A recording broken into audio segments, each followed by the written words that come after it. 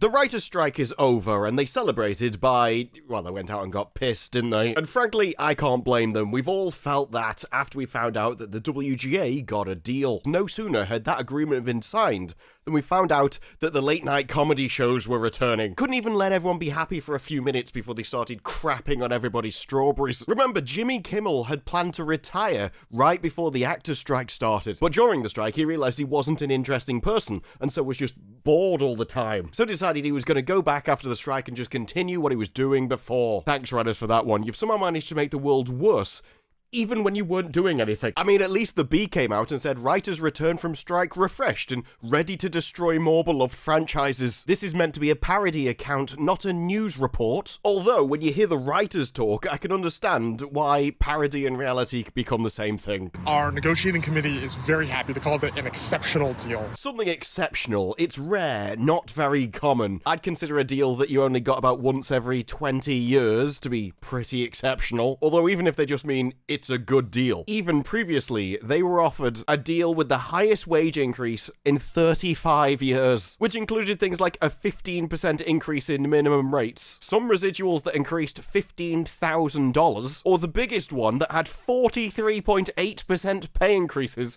from 10 grand a week to 14 grand a week. Your last offer was pretty exceptional. What really comes down to now is, what's changed? I don't think they would have put us out on strike this long to settle for anything less than something that was going to pass the membership's sniff test. Do you notice how they never define anything? They never go, I want 25% increase because that'll pass my sniff test. There's never any specifics or details. It's just, I'm gonna sniff it and see what I think. We are dealing with people who have the same analytical method as a Yorkshire Terrier. Makes me very excited because I think we might have actually saved the film and TV industry with this strike. Yeah, you heard that correctly. That's gaslighting. That's what it is. Our strike has saved the television industry. Oh, really? How's that? Well, we've got a massive pay increase and we made up a load of red tape for all the productions to go through. This means that every TV and film production will be vastly more expensive, and all of those costs have to be passed on to the customer, forcing them to pay more. We've saved the industry, folks. You'll see this industry expand like never before. As they decide whether to share or to shaft. You know all those movies that lost hundreds of millions of dollars? Well, now they're gonna lose even more. It's gonna be wonderful. By bringing the industry to its knees, we have saved it. Okay, I'm gonna disable the pressure valve. Too late. Wait, no! Lots of you are gonna get fired. You're gonna see shrinkage on a hitherto unseen level. And you're like, well, I mean, if we survive in the career, we'll get paid a bit more. I do wonder if you've done the maths to work out just how much of a pay increase you'll need to get just to balance out the money that you've lost over the last 5 months not earning anything. Because if you take that into account and it works out that you've only got a 5% increase overall for the next 3 years, you have to ask, was it worth so many of you getting fired? But as the deal came through and everyone rushed to those bars to get as smashed as physically possible, with decorative roses hanging from the ceiling. This is a very detailed article, considering it's just talking about people losing the ability to walk properly. This carpet is a person with feelings. I actually think this entire thing was written simply because they were like, well, you know, we've got to make it a business expense somehow. Write an article about it. It'll be fine. You can write it off. It also says some received texts from colleagues who were at synagogues for Yom Kippur. I'm glad you put that in there just to show the differences in celebrations. How are you doing? I'm celebrating the transcendence. I'm losing the ability to speak. Another couple of these, I might lose the ability to see as well. It's gonna be great. I mean, what are you even gonna reply to that text message? Hope you're having a good time at your religious ceremony. I'm trying not to vomit on a stranger's shoes. Way to set feminism back a few decades. The dimly lit ceiling seemed fitting for the celebration happening inside the bar. This entire place is dark and miserable, just like the average Hollywood writer's heart.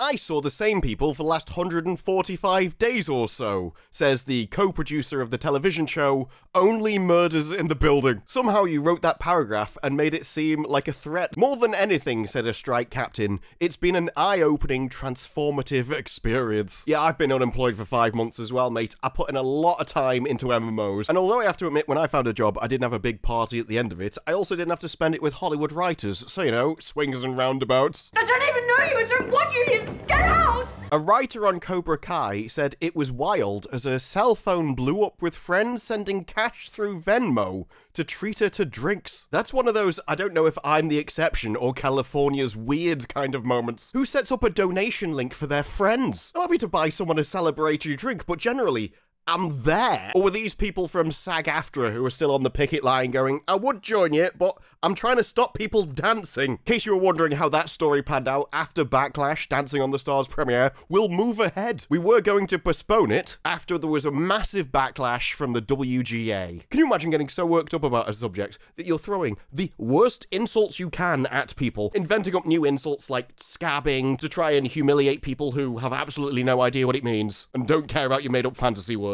You stand outside their workplace to harass all these innocent people just going about their daily lives. And then just a few days later, you're like, oh yeah, you can do whatever you want now. We don't care. By the way, can I get a job in there writing for it? Because I would love to work alongside all the people I've been insulting. The only thing I can admire about that is the sheer gall.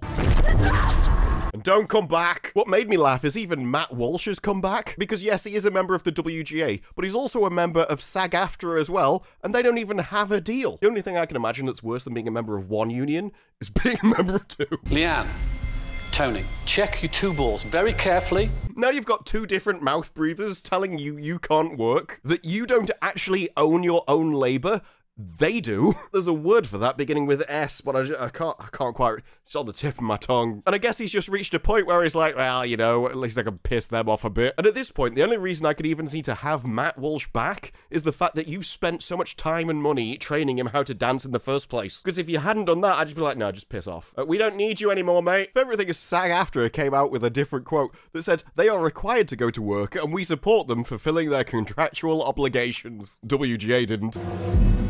That doesn't make any sense. And remember, there were other people in the same situation. There was Drew Barrymore, who got absolutely dragged over hot coals recently. It's all fine now. I'm pretty sure even if she'd been producing a show, it wouldn't have been released by this point. There was absolutely no need for any of the drama. No, we just decide that we own people. At this point, it just seems like it was a show of force to keep people in their place. You should know your level. It's pretty horrific when you think about it. Now, there was a plethora of varied articles that came out of this one, my favorite being Inverse. The WGA strike is ending, but your favorite shows are still coming later than you think, with a picture of Rings of Power. It's not even a joke here, it's just thinking that Rings of Power is anyone's favorite show. You're more optimistic than the WGA writers that think they're still gonna have a job at the end of this. But the interesting thing is how the WGA could have reacted to the strike ending. Remember the article about the Rebel Alliance? SAG and the WGA owe other unions a debt. How will they repay it? Other unions have been striking a long time them, and next year they're going to be striking as well. So the WGA should definitely do something to support those other unions back. Because previously, the WGA has spoken about solidarity with the other strikes. The union confirmed it's seeking the right to honour other unions' picket lines, meaning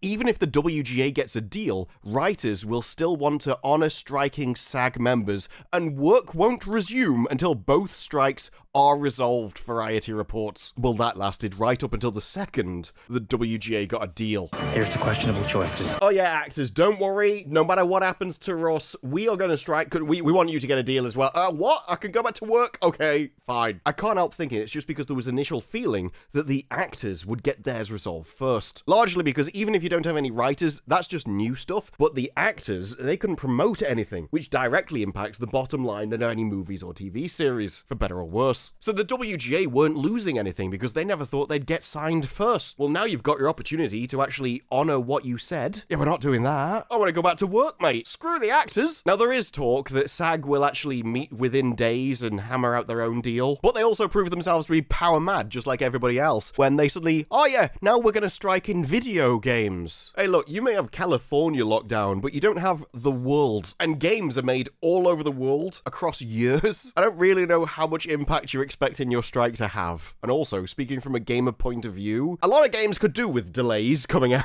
So if anything, you striking makes the developers have more time to work on the product. I just consider that a good thing. Strike away, mate, strike away. But when it comes to where we go from here with a different strike, well, it seems that they're going to vote on Tuesday with the boards of the two different halves of the WGA. If both of these votes are approved, then the contract will be sent out for ratification by their 11,000 members. And by that point, would presumably leak to everybody else. You're probably not going to get 11,000 people to shut their gob. Although I'm not sure releasing a statement that seems like it comes from Darth Vader was probably a best idea. What we have won in this contract is due to the willingness of this membership to exercise its power.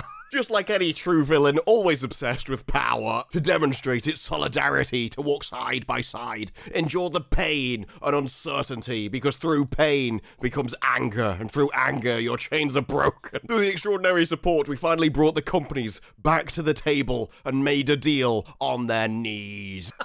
And I am very interested in, the sides have come to a compromise on minimum staffing issue by setting up a formula for minimum number of writer hires that adjusts on a sliding scale depending on the number of episodes per season. So there you have it, if anyone was wondering whether the trash will stop from Hollywood. No, it won't. Maybe you could have got some good shows if we just limited the number of writers to some actual good ones. But now we are going to forcefully hire people who are not needed and wouldn't be hired unless they were dragged into that room by law. Yeah, now you're just going to be scraping the bottom of the barrel of people who don't deserve to be there in the first place. They're basically there to get offended at this point and ruin the more talented people's work. But the writers react to the deal news. We did it, Reddit. To all my fellow writers, you earned this. You saved our profession.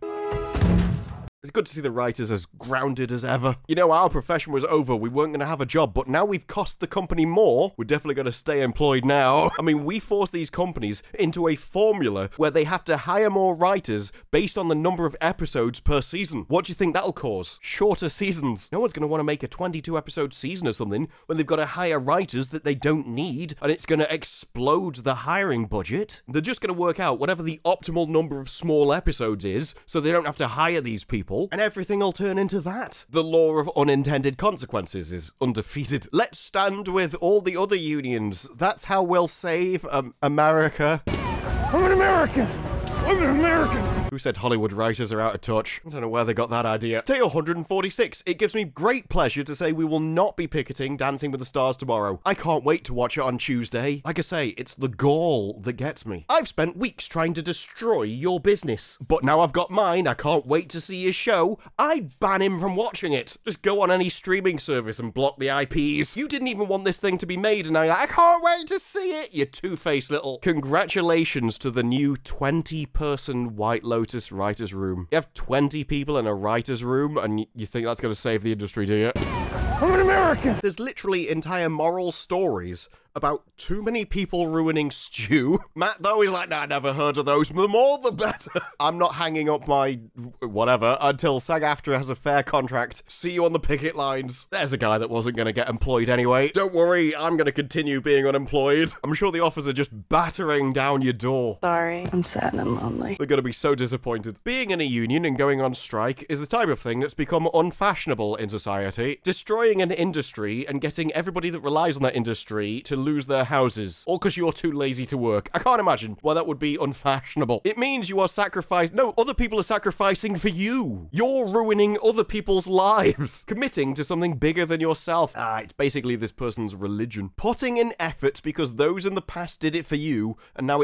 if you start talking about tradition, do you consider it your duty to destroy every IP and update it for a modern audience? But when it comes to striking, suddenly you have a duty to preserve the traditions that came before. It may be terms that only affect new members or part-timers, and not necessarily you specifically, but that's not the point. You are not the point. All of you are the point. The union as a whole is the point. We will add your biological and technological distinctiveness to our own. We are the Borg. Your culture will adapt to service us. Being in a union is one of the most fantastic opportunities in life.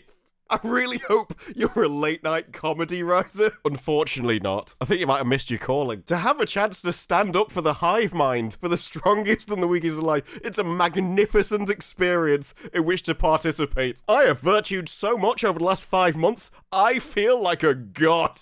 They'll never know what you sacrificed for them. And then the very next person strikes a hard, they wear you down, and they fail. It's almost the difference between an American personality and a British one. Everything's amazing, and we're gonna do it better than before, because we're great. I'm miserable, and I enjoy it. Sorry, I'm sad and lonely. And Josh here came out with a statement that just comes across as a bit of a hate crime. I'm incredibly proud of my team. Hopefully the strike ends, but our family is forever. You do realise you work in Hollywood, love. Have you watched any of the entertainment they've produced over the last years?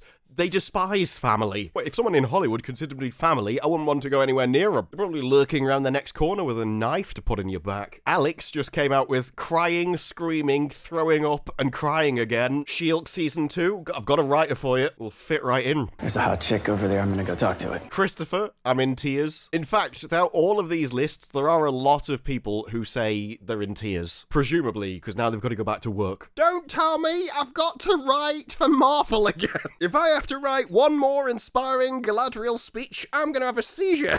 We got a deal. That's the hardest I've worked in forever. Well, you're a writer in Hollywood, love. No one thought you worked very hard to begin with, but thank you for confirming it all the same. Anonymous says, that's how we'll save America. Ugh. Good thing the rooms will stay virtual, otherwise their heads won't fit in the door. You do not get to choose. It's my show. But as people start demanding that the armpit get back to a deal with AFTRA, we find out what's going to happen next. Like, some of the terms that SAG-AFTRA want up for debate are self-taping auditions, where they actually have to record themselves on a phone, talking. Apparently that's unreasonable. Some would say if you don't want to go through the process of what the job requires, then just apply for the job. That's how normal people go around job applications. Because let's face it, if you're not willing to go through it, other people will, who want the job more than you do. That's how the free market works. But out of everything that they've already agreed during some of the negotiations before, one of which is very Hollywood, they tentatively agreed that performers would not be requested to audition in the nude, or be required to do a stunt in the audition. Those two things, basically the same thing. Getting your kit off on camera for some random weirdo that you have no idea who it is, alongside, like, doing a backflip or falling down some stairs. Almost identical requests there. And they had requirements about whether people should dance or not. Although I do congratulate Deadline on going, it could be tough sledding given the increase in pay when asking for 11% in the first year, but much of that increase, even if they make a deal,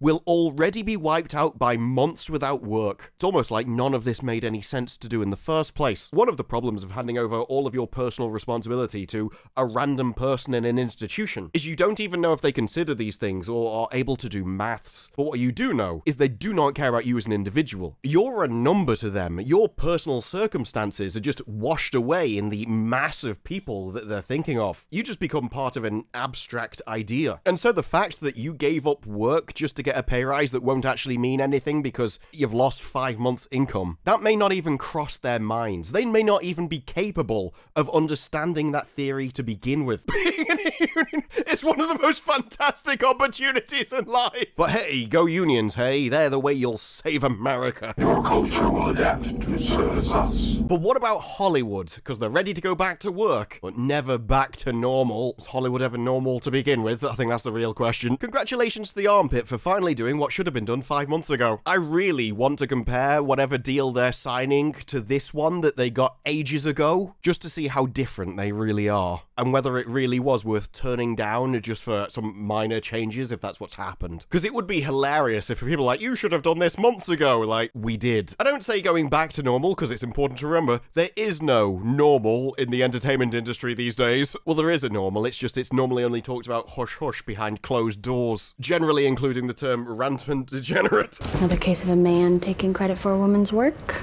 But despite the strike, don't imagine we'll be returning to the glory days of Mad Men or Downton Abbey. Even though we've sold the strike, don't expect them to grow some talent. Oh, the days when writers have talent are over. Now we've got minimum writers' rooms, where we just drag in anyone we can because we legally have to have the numbers. This time, contraction is the name of the game. We're going to fire as many people as possible because there's no money anymore. And that has nothing to do with the strikes. Well, it does if you're increasing their cost of doing business. So when your streaming fees inevitably go up, whether by paying extra or watching ads on a previously ad-free platform, don't blame the writers or the actors. Why? They increase costs of doing business. Business passes that increased cost onto customers. Now, there's one thing that you can be sure of: blame the writers and actors. Even if your argument is that they deserve to be paid more and there's no other way around it, that still is one of the reasons for the price going up. So it's perfectly legitimate to blame them. There's no point denying reality here. Obviously, costs get passed on to customers. Writers and actors are a cost. Thus far, people who aren't on the red carpet have been largely unaffected by the stoppages. I've been re-going through Star Trek: The Next Generation. It's been great. Star Trek was woke from the beginning, you know? Yeah. That will change as the 5 months absence of writers and actors make themselves felt. Yeah, I might have to start on a rewatch of Stargate SG-1. It's going to be horrific. I don't know how I'll cope. Worst case scenario, I'll move on to Stargate Atlantis. It's gonna be a tough job, but somebody's gotta do it. And the pause will not be over then. Things are gonna get delayed past 24 and 25. I mean, Deadline seems to agree. 2023 to 2024 broadcast seasons saved by the WGA deal. Although some may be held and others cancelled. Because we made some really bad deals when using this as an excuse to save a lot of money. Especially now we've got to increase that pissing writer's room to a point where we don't need it. Will the writers realise that a minimum writer's room actually reduces the amount of writers that you need because we're going to make less shows because of it? Now, that concept is probably a bit too complicated for them. One interesting part of this article is where they're talking about having 6 and 8 episodes in a season is terrible financially, as it just costs so much money. And a better idea financially is to order more episodes and hold what can't air this season for the next season. The issue there is you've got to assume that your show's going to be a success, but this would at least explain shows like Valma and how on earth that supposedly got 2 seasons before it showed the first one. But in television anyway, less is about to become the new more, because it must. There are just too many new platforms to launch, too many Emmy races to dominate. Contraction doesn't have to be a bad thing if it means fewer shows but greater commitment to workers and viewers, to marketing and longevity. Maybe if we make less stuff, some of it'll actually be good. We may never return to the 21 episode standard, but do you know why Suits is so popular right now? Because it was quite good actually. Because it ran for 9 seasons. No, it running for 9 seasons isn't why it's popular. It was good, so it was popular, so it got 9 seasons. This is hard to do with shows that cut from 10 to 8 episodes to 6 and then got cancelled after 3 seasons because they were trash, so nobody watched them, and they shouldn't have got to 3 seasons in the first place. Why does this feel like you're talking about Batwoman?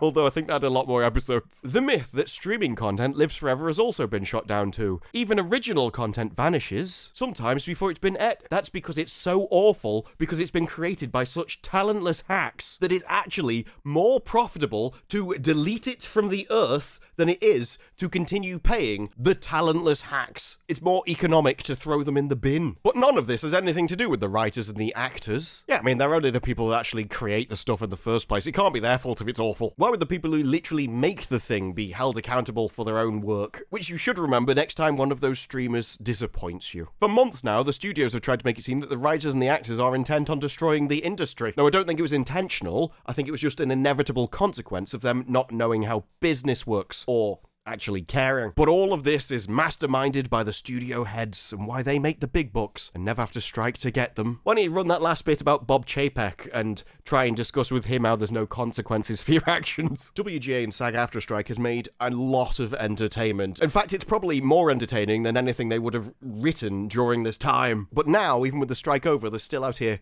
entertaining us with their comments and their sheer love, their ego about saving America and being so vital to all of those little plebs over there, will now lead to a fallout within the industry. Lots of drama as everything changes and gets used to the new structure, to the point where their media stocks get an initial boost, but roadblocks remain before they can get back to work, and they are never going back to normal as the pace of content gets greatly cut alongside all of the writers' jobs. There's going to be a lot of people celebrating who suddenly realize they were forced into unemployment for 5 months only to come out of it without a job. So you're gonna have to tell me just how great that union is for you after all. Well, those are just my thoughts. What are yours? Let me know down in the comments below. Like the video if you like the video, subscribe for more videos like this in the future, and I will see you in the next one. Bye-bye.